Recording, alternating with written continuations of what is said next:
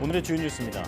위드 코로나 전환을 앞두고 마지막 거리두기 시행에 따라 오늘부터 수도권에서는 최대 8명까지, 비수도권은 10명까지 사적 모임이 허용됩니다. 또 다중이용시설의 영업시간이 연장되고 비수도권의 식당과 카페 등은 자정까지 영업할 수 있습니다. 오늘부터 16세에서 17세 청소년과 임신부의 코로나19 백신 접종이 시작됩니다. 청소년들은 다음 달 13일까지 2차례 화이자 백신을 맞고 임신부는 화이자와 모더나 백신을 접종합니다. 문재인 대통령은 코로나19 얀센 백신의 효과가 시간이 흐르면서 급격히 떨어진다는 연구 결과와 관련해 얀센 백신 추가 접종 계획을 조속히 수립하라고 지시했습니다. 얀센 백신을 맞은 제대 군인들의 코로나 예방 효과가 올해 3월 88%에서 지난 8월에는 3%로 급락했다는 보고에 따른 것입니다. 미국에서 먹는 코로나19 치료제의 사용 승인이 진행되면서 새로운 게임 체인저로 기대되고 있지만 높은 가격이 논란이 되고 있습니다. 개발 원가보다 수백 배 부풀려져 저개발국은 구입할 엄두를 내지 못하고 있다는 지적이 나오고 있습니다. 앤서니 파우치 미 전염병 연구소장이 아직도 상당히 많은 미국의 코로나19 백신 미접종자가 미국의 대유행 극복에 위협이 될 수 있다며 이들 때문에 미국의 5차 유행이 올 수 있다고 경고했습니다.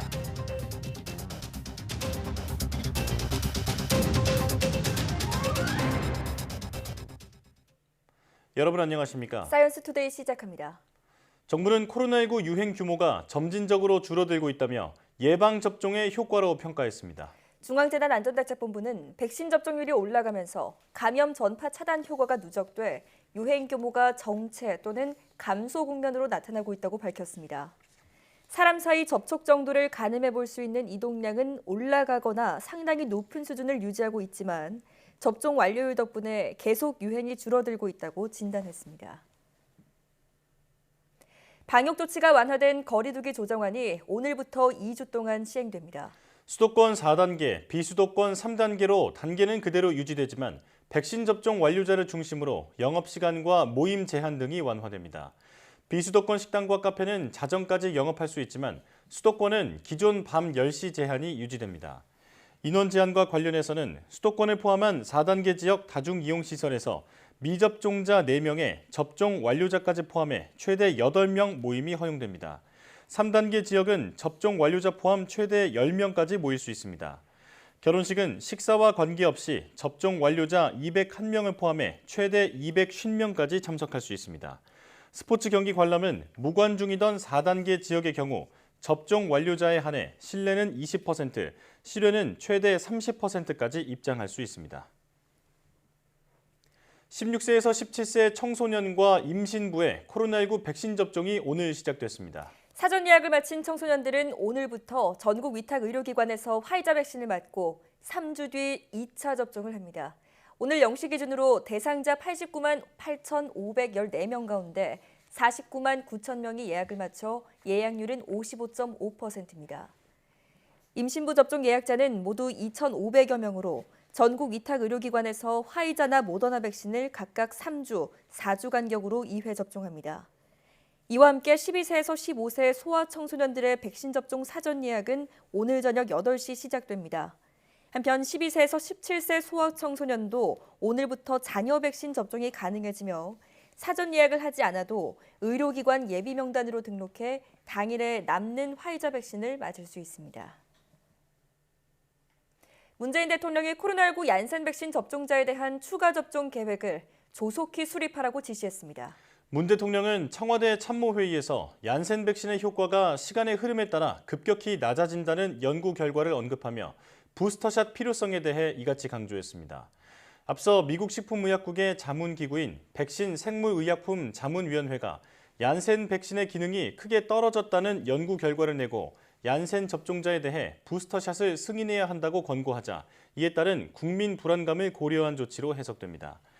문 대통령은 또 단계적 일상 회복에 따라 재택치료가 일반화될 때 의료 공백이 발생하지 않도록 환자 이송과 병원 연계, 통원치료 방안 등을 치밀하게 준비하라고도 말했습니다.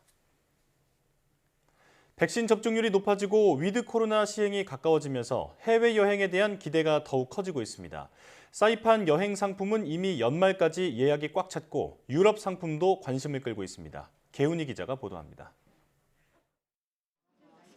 이 여행사는 코로나19 이후 1년 10개월 만에 유럽 여행 상품 판매를 다시 시작했습니다. 좋은 날 좋은 여행 참 좋은 여행입니다. 네, 스페인 지금 여행 가능하시고요. 자가격리 없이 진행 가능하십니다. 유럽 여행 문의만 하루에 200건이 넘습니다. 유럽 한 나라를 선택해 10일 정도 집중적으로 여행하는 상품인데 지난 5일부터 지금까지 2천여 명이 예약을 마쳤습니다. 백신 완료자는 유럽 대부분 국가에서 자가격리가 면제되기 때문에 입출국 시 코로나 검사를 받는 점 외에 예전과 별 차이가 없습니다. 프로모션 요금가로 지금 현재는 진행이 다 가능한 상태고요. 그러면 전체적인 정상적인 가격에서 20-30만 원 정도 저렴하게 진행 가능하다고 생각하시면 됩니다. 우리나라와 처음으로 트래블 버블을 체결한 사이판은 올해 가고 싶어도 갈 수 없게 됐습니다. 연말까지 예약자가 8,000명을 넘어서며 사이판 여행 상품은 완판됐습니다. 북마리아나 제도가 안전한 곳이라는 인식 덕분에 사이판 재방문을 희망하는 여행객도 많고 대기 수요도 늘고 있습니다. 더 많은 여행객이 찾을 수 있도록 숙소 확보 등 여러 방안을 논의 중입니다. 정말 저렇게 맑아서 물 밑이 다 보이는 거예요, 팀장님? 맞습니다. 예, 지금 안에 산호초가 다 보이는 거예요. 사이판과 인접한 괌을 찾는 여행객도 늘고 있습니다. 한 온라인 쇼핑몰이 괌 현지에서 생방송을 진행해 여행 상품을 판매했는데 100여 명이 몰리며 순식간에 매출 1억 원을 달성했습니다. 괌이 사이판에 이어 가장 인기 있는 휴양지 중 하나인데다 앱으로 접종 확인이 가능한 점 등 여행 편의성이 높기 때문에 괌 상품 판매를 진행하게 되었습니다. 올해 괌 상품 판매 기준 시장 최고 판매치를 기록할 정도로 고객 반응이 정말 뜨거웠습니다. 위드 코로나 시행을 앞두고 해외 여행 시장을 선점하려는 경쟁이 시작됐고 내년에는 여행 수요가 본격적으로 회복할 것으로 전망됩니다. YTN 개훈입니다. 국민권익위원회가 오는 24일까지 코로나19 방역 개편에 대한 국민 의견 조사를 실시합니다. 권익위는 18세 이상 성인의 코로나19 백신 접종 완료율이 70%를 넘어섬에 따라 국민 정책 참여 플랫폼인 국민 생각함을 통해 백신 패스 도입 여부 등 향후 방역체계 전환 방식에 대한 의견을 듣는다고 밝혔습니다.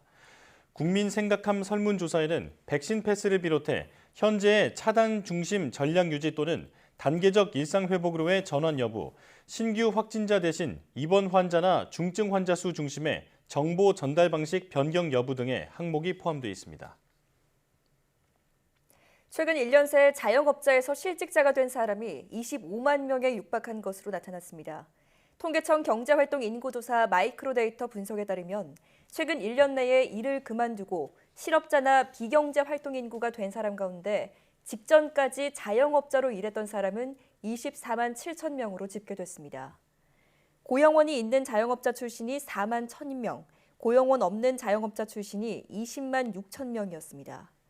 고용원을 둔 자영업자는 지난 2018년 12월부터 올해 9월까지 34개월째 전년 동월 대비 감소세가 이어졌습니다.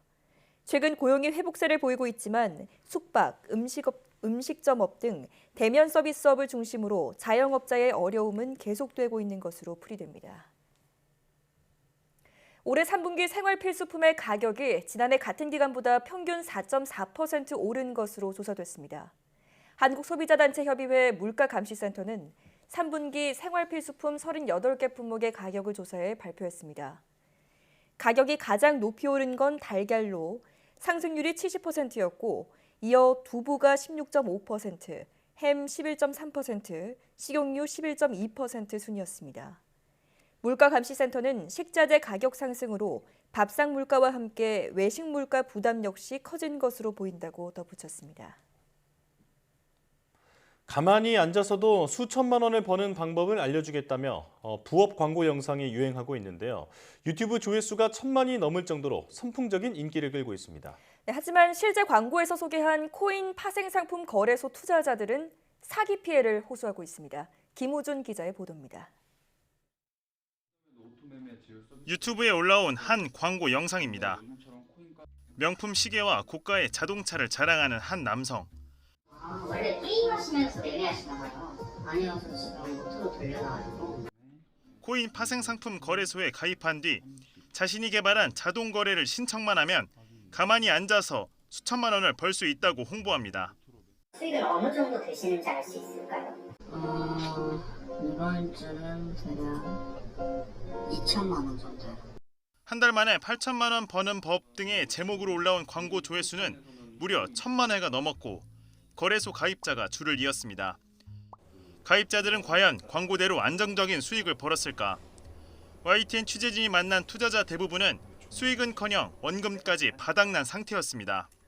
고액을 입금하면은 꼭 오류가 생겼다고 하면서 정지를 시켜놓고 있던 보유금까지 다 영원을 만들어버리고. 문제의 거래소가 내건 파생 상품은 1분 단위로 가상화폐 가격 등락에 베팅해 맞추면 2배를 주는 구조. 사실상 1분마다 베팅하는 도박판과 다름없다 보니 자금이 순식간에 동날 수밖에 없습니다. 승부를 걸었던 그 실현임에도 불구하고 다 보여주고 나서 반대 포지션으로 갔다가 바꿔버리고서 문익을 남기면은 알아보겠다는 답변 같은 것도 없고. 심지어 업체 측이 멋대로 거래 기록을 삭제해 일부 투자자들의 수익금이 한순간에 증발해버리기도 했습니다. 저희가 보는 그 사이트에서는 영원히 되는 상태고. 선생님은 2억 천이 그냥 순식간에 사라져버린 거네요. 네. 이 수상한 거래소는 그 흔한 대표번호 하나 없었고 예치금 입금 계좌도 수시로 바뀌었습니다. 보안 기업과 쇼핑몰 등 업체가 내건 유명 기업들과의 제휴도 모두 거짓말인 것으로 드러났습니다. 그래서 그냥 막 저희 같은 막 회사들 이름을 그냥 막 넣어서 제휴하고 있다라고 거짓말을 한 거고 저희랑 전혀 무관한 업체예요. YTN 취재가 시작되자 업체 측은 앞서 올렸던 유튜브 광고를 모두 삭제했습니다.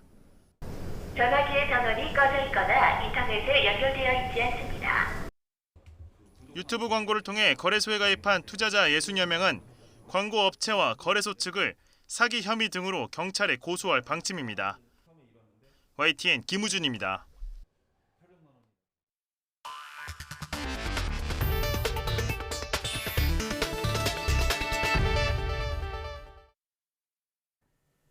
코로나19 백신 접종을 마친 외국인의 전면적인 미국 입국이 다음 달 8일부터 가능해집니다. 미국 질병통제예방센터 CDC는 백신을 교차 접종한 사람도 미국 입국을 허용할 계획이라고 밝혔습니다. 김원배 기자가 보도합니다. 미국 백악관은 미국에 들어오는 외국인에게 백신 접종을 요구하는 미국의 새 여행 정책이 다음 달 8일 시작될 것이라고 밝혔습니다. 이에 따라 항공편으로 미국을 방문하는 외국인은 탑승 전에 백신 접종 증명서와 72시간 이내에 받은 코로나19 음성 증명서를 제시해야 합니다. 백악관 당국자는 미국 질병통제예방센터 CDC가 항공사에 미국 식품의약국 FDA의 승인을 받은 백신은 물론 세계보건기구 WHO가 인정한 백신도 인정된다고 통지했다고 전했습니다. FDA의 승인을 받지 못했지만 WHO가 인정한 아스트라제네카 백신 등의 접종 완료자도 미국 입국을 허용하겠다는 뜻입니다. 백악관과 국토안보부는 그러나 백신 교차 접종자도 백신 접종 완료자로 인정할지에 대해선 명확히 설명하지 않았습니다. 이에 대해 CDC는 FDA나 WHO가 사용을 허가한 백신에 대해서는 교차 접종자도 입국을 허용할 것이라고 밝혔습니다. CDC 대변인은 CDC는 백신 교차 접종을 권하지 않지만 다른 나라에선 교차 접종이 일반적인 일이라고 설명했습니다. 이어 FDA나 WHO의 긴급 사용 승인을 받은 코로나19 백신을 무엇이든지 2차례 맞은 사람들은 백신 접종 완료자로 인정될 것이라고 덧붙였습니다. YTN 김원배입니다. 코로나19 치료제도 저개발국이 보급에서 소외될 수 있다는 우려가 나오고 있습니다. 개발 원가에 비해 수백 배 부풀려진 판매 가격 때문에 저개발국은 구입할 엄두조차 내지 못하고 있다는 지적이 나옵니다. 강성욱 기자가 보도합니다. 미국 제약사 머크앤드컴퍼니가 미 식품의약국에 먹는 치료제 몰누피라비르에 대한 긴급 사용 승인을 요청하면서 세계인들의 관심을 끌었습니다. 코로나19 사태의 새로운 이정표이자 게임 체인저가 될 수 있다는 평가도 받았습니다. 몰누피라비르 한 세트는 200mg 캡슐 4정을 하루에 2번 5일 동안 모두 40개 복용하는 방식으로 구성됩니다. 미국은 한 세트에 $700, 우리 돈 82만 원에 170만 세트를 구입하는 계약을 맺었습니다. 전체 구매액은 $12억, 우리 돈 1조 4천억 원에 달합니다. CNN은 전문가들의 원가 분석을 인용해 몰누피라비르 한 세트의 비용은 $18, 우리 돈 약 2만 원 정도에 불과하다고 지적했습니다. 제약회사가 신약에 많은 이익을 붙이는 것은 흔한 일이지만 미국 정부가 먹는 약 개발에 자금 지원을 했기 때문에 이같이 높은 가격은 놀라운 일이라고 CNN은 꼬집었습니다. 국경 없는 의사회 등 인도주의 의료단체와 전문가들은 머크가 특허와 가격, 공급을 통제할 수 있다는 점을 우려하고 있습니다. 또한 보건수단은 전 인류를 위한 공공재로 취급돼야 하지만 백신 공급 과정에서 봤듯이 부유한 국가들의 자국 이기주의 때문에 치료제의 독과점으로 이어질 수 있다는 점도 지적하고 있습니다. 이미 부유한 국가들은 적극적으로 치료제 주문에 나서 백신과 마찬가지로 치열한 쟁탈전을 예고하고 있습니다.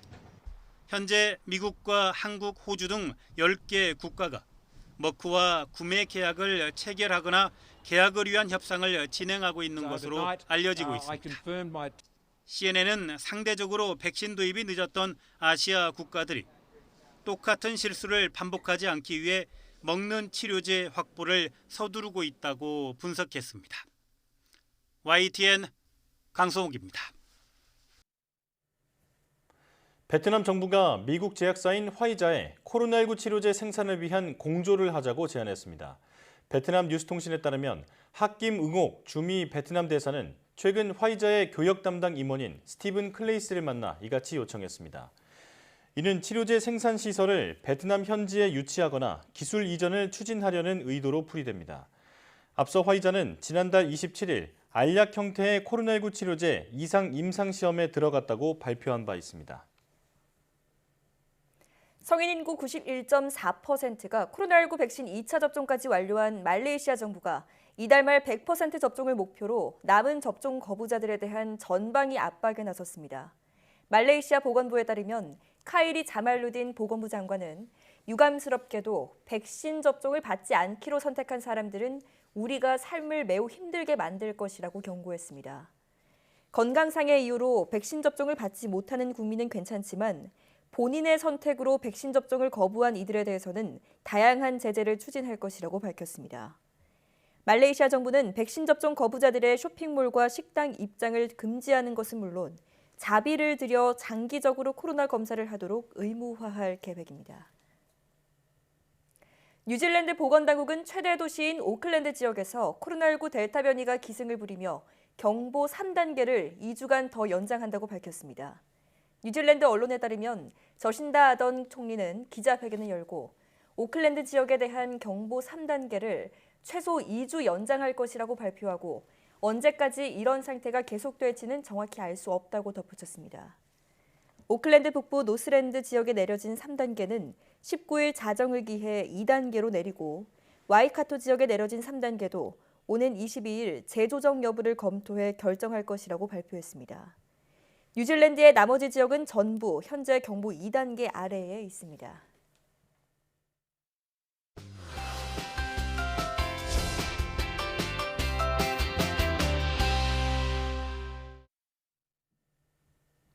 강아지도 사람처럼 사춘기를 겪는데요. 이 시기에는 공격성을 보이면서 주로 혼자 지내려고 하기 때문에 사회성을 기르는 훈련이 중요하다고 합니다.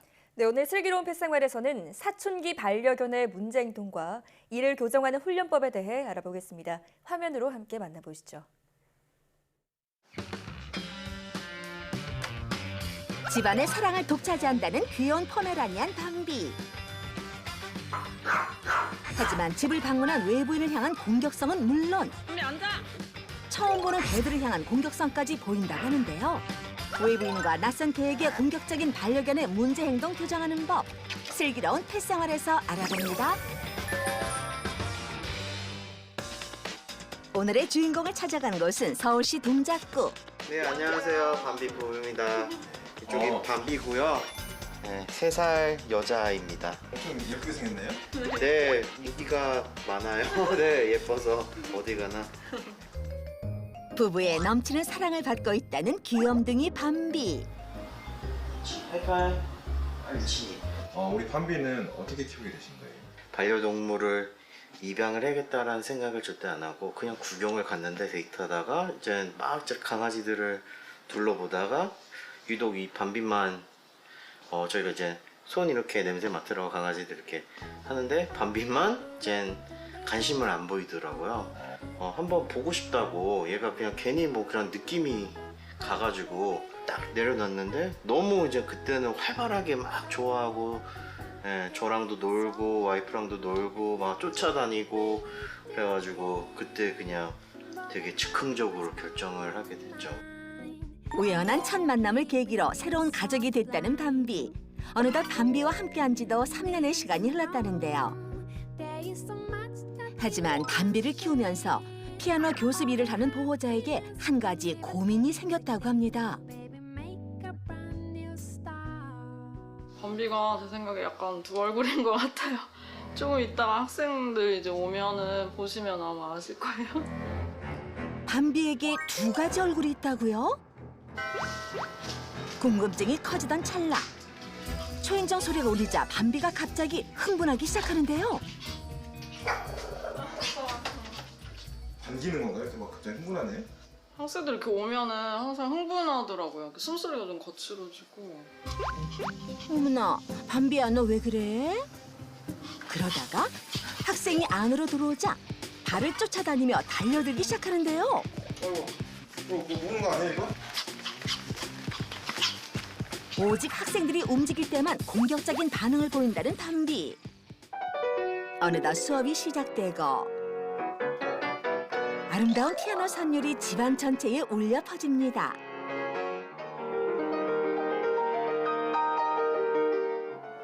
예상과 달리 수업 중에는 얌전하기만 한 밤비인데요.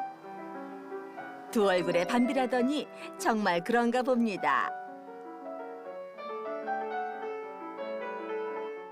지금은 이렇게 온순하고 착한 밤비지만 약 1년 전부터 시작됐다는 밤비의 문제 행동.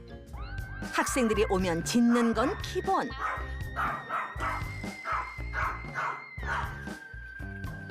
발을 무는 공격성까지 보이고 있다는데요. 밤비 앉아!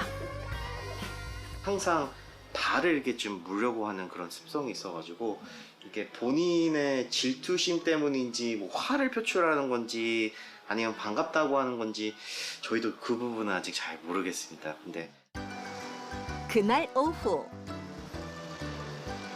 밤비와 함께 애견 카페를 찾은 보호자. 처음 방문하는 애견 카페에 밤비는 호기심이 가득 차 보이는데요.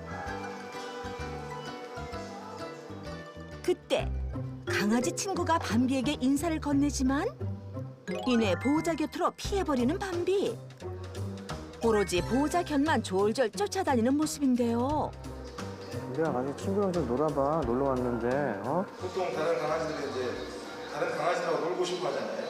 근데 밤비는 안 그런가 봐요? 잘 적응을 못해요. 얘가 아직 사회성이 없는 건지 모르겠는데, 놀러 와도 좀 피해 다니고 혼자만의 이제 시간을 항상 보내려고 하는 그런 편입니다.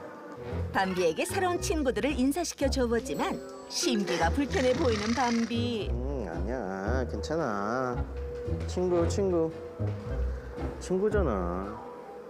급기야 다가오는 친구에게 입질까지 하는데요. 아니야, 밤비야. 지금 조금 예민한 것 같아요. 친구들은 이제 반갑다고 해서 이제 얘를 인사하러 오는 건데 밖에 나와서 얘가 갑자기 이제 돌변을 해가지고 좀 다른 개가 되는 것 같은. 평소 다른 개들을 향한 높은 공격성을 보인다는 밤비. 그로 인해 싸움으로 번지는 경우도 다반사라고 합니다.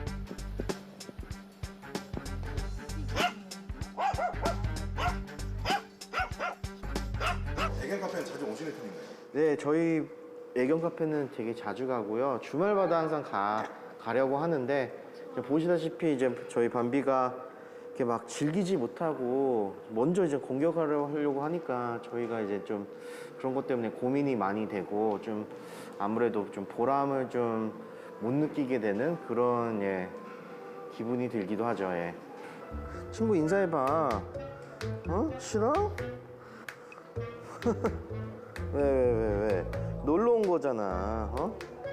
밤비가 친구들과 어울리며 놀길 바라는 보호자의 바람과는 달리 늘 예민하고 공격적인 모습을 보인다는 밤비. 결국 모든 친구들을 거부하고 혼자 놀기 시작합니다. 이 친구도 착하네. 지금 적응을 또 잘 못하는 것 같네요. 그 순간 또다시 공격성을 보이는 밤비. 이뿐만이 아닙니다. 밤비는 애견 카페 내에서 오로지 저 혼자만 관심을 받길 원한다는데요. 이로 인해 싸움이 날 때도 있다네요. 친구. 밤비야, 친구다, 친구. 대형견에게도 공격성을 보이는 밤비로 인해 혹시 모를 사고가 발생할까 늘 마음을 졸인다는 보호자. 친구들이랑 좀 만나서 얘도 좀 스트레스를 풀면서 놀았으면 하는 바람이거든요. 근데 막상 이렇게 오면은 잘 적응도 못하고 되게 안타까워하고 있는 상황입니다, 저희가. 네, 지금 또 이빨 들이대면서 지금 또 갑자기 문을 하잖아요. 심지어 강아지들 사이에서 밤비랑 강아지랑 싸움이 붙어가지고 제가 손을 막 물린 적도 몇 번 있었거든요.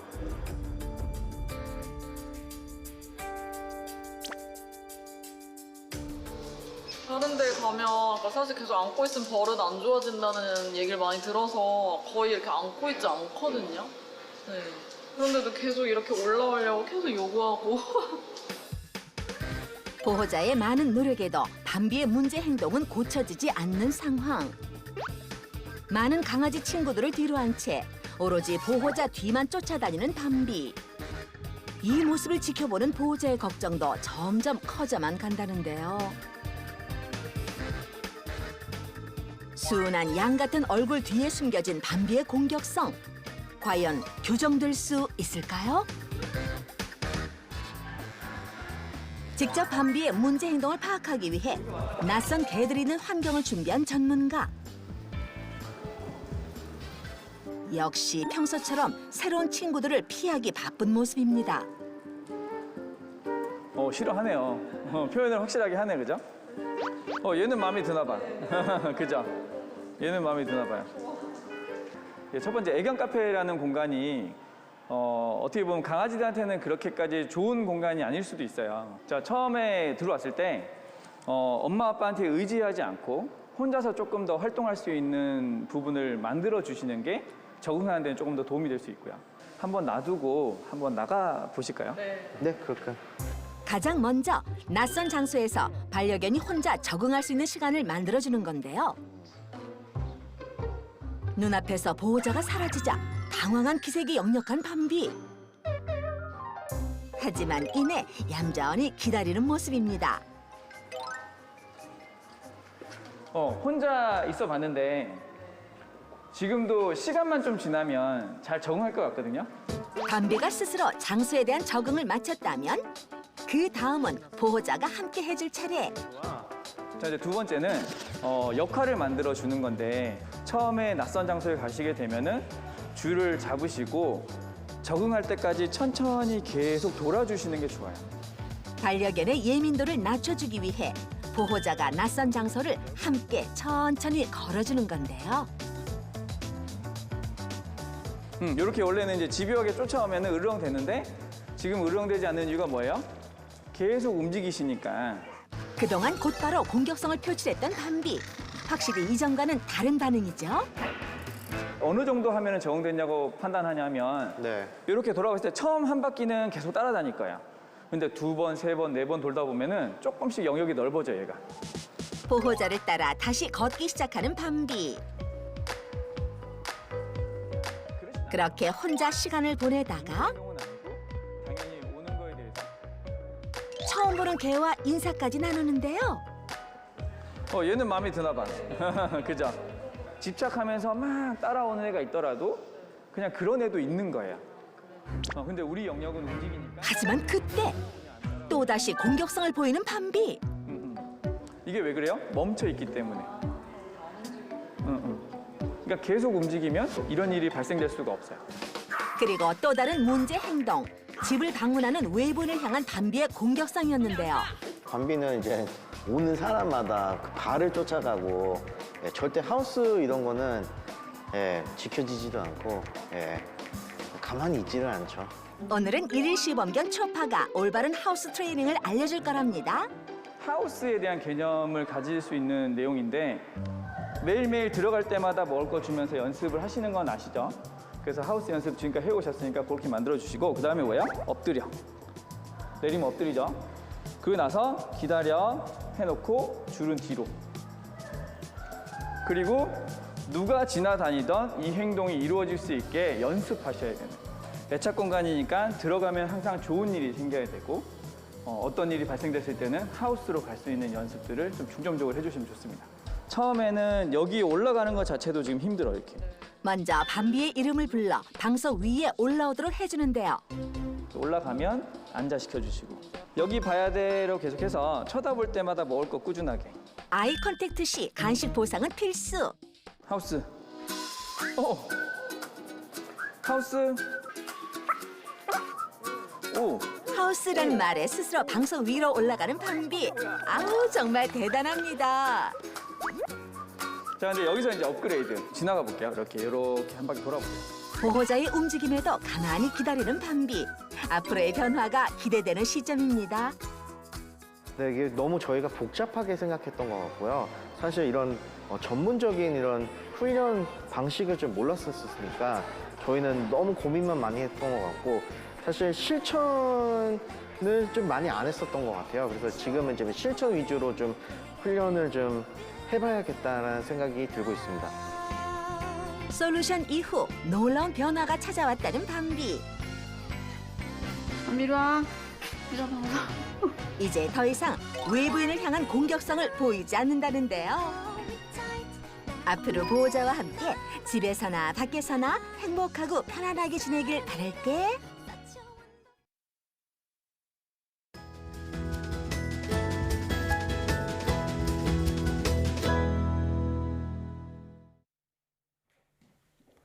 찬바람이 불기 시작하면서 갑자기 머리카락이 빠져 고민하는 분들이 많은데요. 이런 가을철 탈모는 대부분 저절로 호전되지만 다른 탈모 요인의 가능성도 있어 정확한 원인과 증상을 아는 것이 중요하다고 합니다. 네, 오늘 내본 보고서에서는 가을철 심해지는 탈모 현상의 원인과 또 치료법에 대해 알아보겠습니다.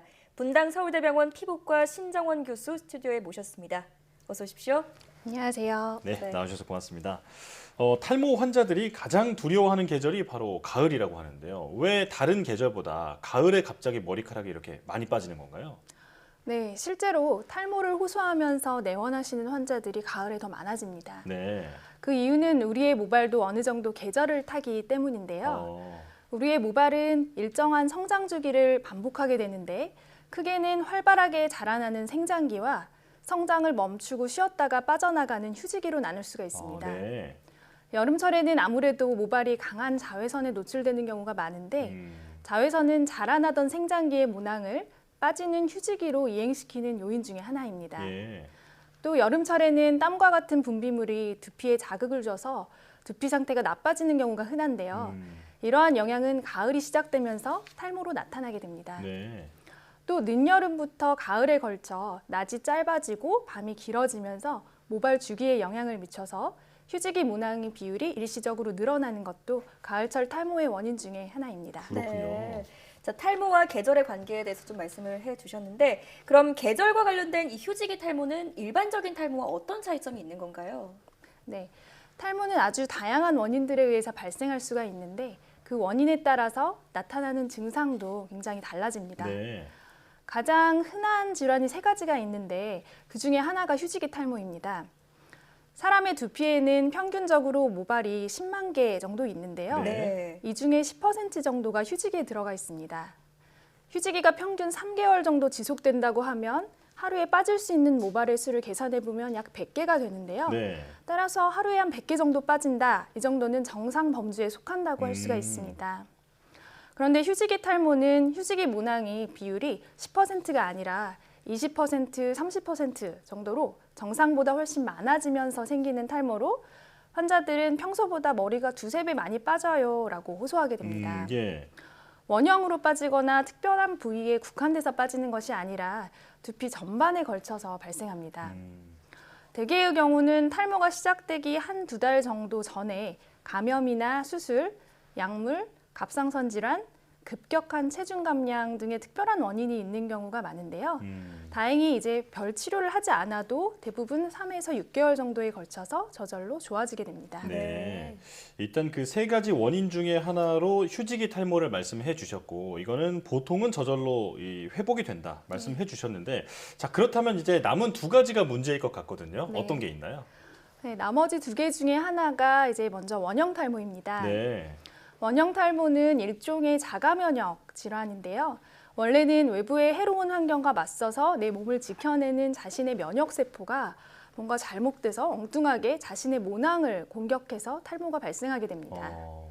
동그랗게 원형으로 빠지는 경우가 가장 많지만 심한 경우에는 전두 탈모나 전신 탈모로 진행할 수도 있습니다. 예. 마지막으로 안드로겐 탈모인데요. 안드로겐 탈모는 매우 흔합니다. 서양에서는 전체 인구의 약 50%, 우리나라에서는 이보다 좀 낮은 15에서 20% 정도에서 안드로겐 탈모를 가지고 있다고 알려져 있습니다. 네. 안드로겐이라는 이름에서 알 수 있듯이 남성 호르몬의 영향으로 생기는 탈모입니다. 하지만 남성뿐 아니라 여성에서도 나타날 수 있고요. 남성 호르몬에 의해서 두피의 특정 부위의 모발 성장이 저해가 되고 잘 자라지 않게 되면서 모낭이 작아지는 소형화가 진행되고 모발이 가늘고 짧아지고 결국 나지 않는 상태가 됩니다. 예. 우리가 흔히 탈모, 남성형 탈모, 여성형 탈모라고 말하는 것은 안드로겐 탈모이기 때문에 이번 시간에는 주로 안드로겐 탈모에 대해서 말씀드리도록 하겠습니다. 네. 자, 그러니까 우리가 탈모라고 할 때 가장 일반적으로 떠올릴 수 있는 것이 바로 안드로겐 탈모인 것 같은데요. 그중에서도 이 남성형 탈모와 여성형 탈모의 차이가 있나요? 네. 안드로겐 탈모는 남성이든 여성이든 대부분 처음부터 모발이 많이 빠지거나 나지 않는 상태가 되는 것이 아니라 먼저 가늘어지는 증상부터 시작되게 됩니다. 네. 그런데 남성과 여성에서 탈모의 양상이 각각 다른데요. 남성에서는 헤어라인이 M자나 C자형으로 후퇴하거나 정수리가 비어가는 양상으로 나타나고 여성에서는 헤어라인의 후퇴는 없이 가르마를 중심으로 머리 위쪽, 두정부 쪽이 점점 휑해지는 양상으로 나타납니다. 네. 하지만 절대적인 것은 아니어서요. 남성에서도 여성형의 양상을 보이는 경우가 종종 있고 반대로 여성에서 남성형 양상을 보이는 경우도 드물게 있습니다. 네. 바로 머리카락이 빠지는 게 아니라 점점 가늘어지기 시작하다가 나중에 이제 빠지기 시작한다. 네. 네, 이렇게 말씀을 해주셨는데요. 자 그렇다면 탈모가 생긴 경우 어떻게 치료하나요? 네.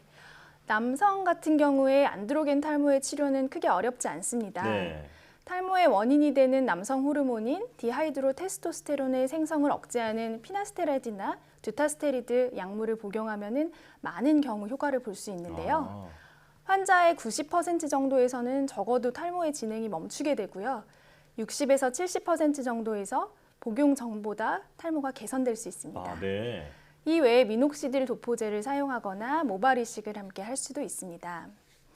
그런데 이제 여성 같은 경우에는 안드로겐 탈모가 좀 이야기가 다른데 이러한 약물의 효과가 남성에 비해 현저히 떨어집니다. 네. 또 이러한 약물들은 기형 유발의 가능성이 있어서 가임기의 여성에서는 쓰기가 어렵습니다. 따라서 미녹시딜이나 알파트라디올 성분의 도포제로 치료하는 것이 첫 번째입니다. 그리고 혈액 검사를 해서 저장철이 떨어져 있는 경우에는 철분제를 함께 복용하기도 합니다. 임신 계획이 전혀 없거나 폐경기 이후의 여성인 경우에는 남성에서 쓰는 그런 피나스테리드나 듀타스테리드를 복용하기도 하고요. 모발 이식을 통해서 가르마 주변의 모발을 보강하는 치료를 하기도 합니다. 예. 네. 자, 그런데 많은 분들이 좀 걱정하시는 것 중에 하나가 이 탈모약을 복용을 하면 남성의 경우에는 좀 성기능이 저하가 된다라는 등의 설이 있거든요. 네. 사실일까요? 네, 사실 탈모를 치료하러 오시는 환자분들이 가장 우려하는 부분인 것 같습니다. 모든 약이 그렇듯이 탈모약도 부작용이 있을 수 있고요. 그중 가장 흔한 것이 바로 성기능 저하입니다. 예. 하지만 그 비율이 높지는 않은데 약물 복용 초반에 성기능 저하를 느끼는 환자의 비율이 100에 한두 명 정도지만 많은 경우에 약물 복용을 지속하면서 저절로 좋아집니다. 결국 이러한 이유로 약을 끊게 되는 경우가 100에 한두 명 정도 있는데요. 약물 복용을 중단하면 부작용은 사라집니다. 최근에 탈모약이 우울증 빈도를 높일 수 있다는 결과가 북미 쪽에서 나오면서 논란이 좀 되었었는데 네. 사실 좀 편향된 연구 결과로 대한모발학회 회원을 비롯한 대부분의 모발을 보는 전문의들의 의견은 탈모약이 우울증과 직접적인 연관이 없다는 쪽으로 모아졌습니다. 네. 오히려 탈모가 진행되면서 환자들의 심리 상태에 악영향을 미쳐서 삶의 질을 저해야 한다는 결과가 더 설득력이 있습니다. 결론적으로는 약물을 쓰면 부작용이 있을 수도 있지만 그 확률이 낮고요. 회복이 되고 또 약물 효과가 매우 좋기 때문에 전문의와 잘 상담해서 처방받는다면 큰 걱정은 안 하셔도 될 것 같습니다. 네, 이게 보통 큰 문제는 없고 만약에 문제가 발생한다 하더라도 약을 끊으면 다 이제 저절로 회복이 되기 때문에 크게 걱정할 필요는 없다 이렇게 말씀해 주셨는데요. 자, 이제는 그 여러 가지 이제 시중에 돌아다니는 얘기를 좀 여쭤보겠습니다. 검은 콩 같이 그런 검은 음식을 먹으면 머리카락이 난다라고 하는 그런 속설들도 있는데 이런 민간 요법들이 실제로 탈모 예방에 도움이 되나요? 사실 탈모를 치료하기 위해 저를 방문하시는 환자분들도 가장 많이 하시는 말씀이 탈모 치료하기 위해 검은 콩을 먹고 있어요 하는 경우가 많습니다. 네.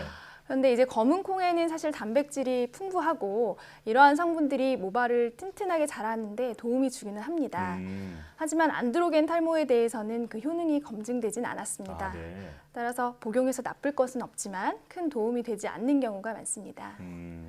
또 비싼 샴푸를 쓰거나 두피 마사지를 받는 분들도 많은데요. 네. 샴푸에 모발의 성장에 도움이 되는 성분이 들어가 있는 경우는 있습니다. 하지만 샴푸는 두피에 잠깐 머문 뒤에 씻어내기 때문에 이러한 성분이 충분히 흡수가 되어서 모발 성장까지 이어지기는 어려운 경우가 많습니다. 또 어떤 분들은 머리를 자주 감으면 탈모가 생기는 것 같아서 일주일에 한두 번만 감고 있어요 하시는 분들도 있는데요. 사실 탈모는 머리 감는 횟수와는 무관합니다. 그래요? 또 두피 지루가 심하거나 지루성 피부염이 있는 분들은 오히려 두피 상태가 악화돼서 탈모가 심해지는 경우도 있기 때문에 주의가 필요합니다. 네. 자, 탈모와 관련된 잘못된 상식에 대해서 좀 짚어주셨는데 사실 탈모는 유전적인 요인이 참 크다고 들었습니다. 가족 중에 탈모 환자가 있다면 누구를 좀 살펴보면 좋을까요? 네. 안드로겐 탈모에서 가족력이 있다는 사실은 굉장히 잘 알려져 있지만 정확히 어떤 방식으로 유전되는지는 아직 잘 모릅니다. 아직 더 연구가 필요하고요. 하지만 우리나라 환자 1,200여 명 정도를 대상으로 한 조사 연구에서 남성, 여성 모두 아버지의 영향을 더 강하게 받는 것으로 나타났습니다. 특히 남성의 경우 더 그 경향이 매우 강했고요. 어머니의 영향은 여성에서는 어느 정도 받지만 남성은 거의 받지 않는 것으로 조사되었습니다. 따라서 아들의 경우에는 아버지가 탈모가 있을 때 가장 유의해서 봐야겠고 여성의 경우에는 아버지뿐만이 아니라 어머니가 탈모가 있는 경우도 살펴봐야 되겠습니다. 그러니까 남성의 경우는 보통 아버지의 영향을 좀 많이 받는다. 네. 네, 이 부분을 좀 기억을 해놔야겠네요.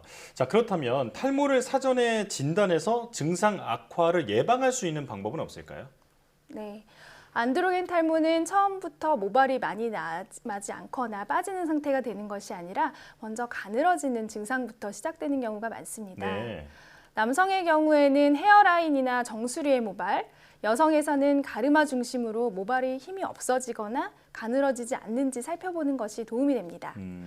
또 머리카락이 하루에 100개 이상씩 지속적으로 빠지거나 머리카락을 부드럽게 손가락으로 30개에서 50개 정도 당겨보았을 때 6개 이상 빠지는 경우에는 휴지기 탈모 등의 질환을 의심해 볼 수가 있겠습니다. 네, 평소에 좀 잘 살펴보고 관리하는 것이 중요하겠네요. 지금까지 분당 서울대병원 신정원 교수 모시고 가을철 심해지는 탈모에 대해서 알아봤습니다. 오늘 나와주셔서 고맙습니다. 감사합니다.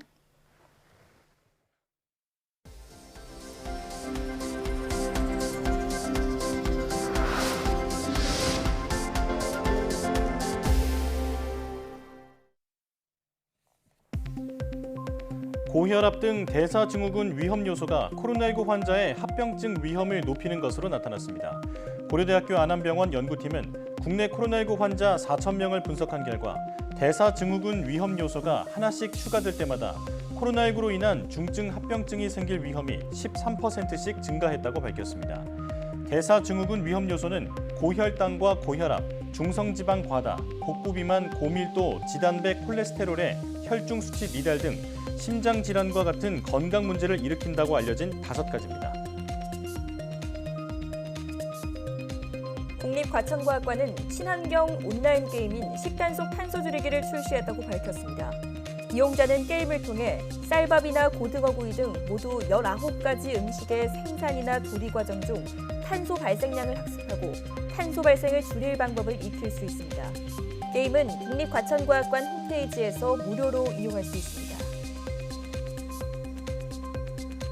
울산의 미래 산업을 알리고 디지털 첨단 기술을 공유하기 위한 2021 울산 미래 박람회가 울산 컨벤션 센터에서 열렸습니다.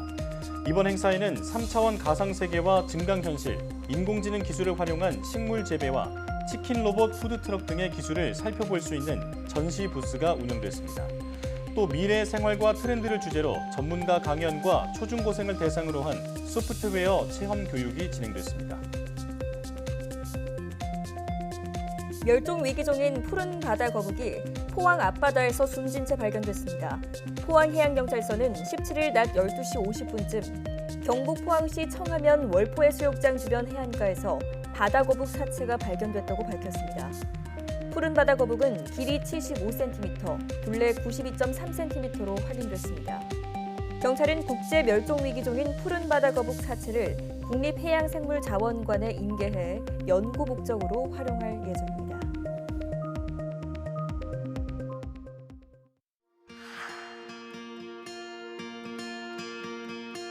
이것을 고부가가치 재생 소재로 다시 만들 수는 없을까?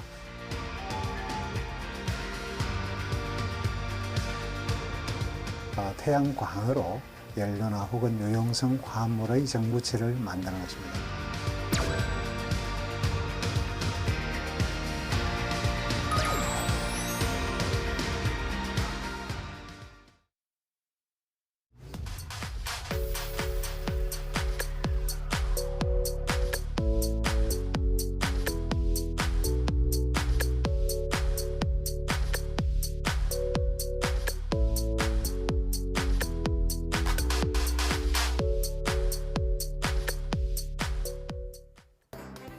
환경오염의 주범으로 꼽히는 폐플라스틱을 새롭게 재활용할 수 있다면 어떨까요? YTN 사이언스 휴먼 다큐 브라보 K 사이언티스트에서는 폐플라스틱을 태양광으로 분해해 유용한 연료 화합물로 전환하는 기술을 연구하는 화학자 강영수 교수를 만나봅니다. 많은 시청 바랍니다. 사이언스 투데이 마칩니다. 함께해 주신 여러분 고맙습니다.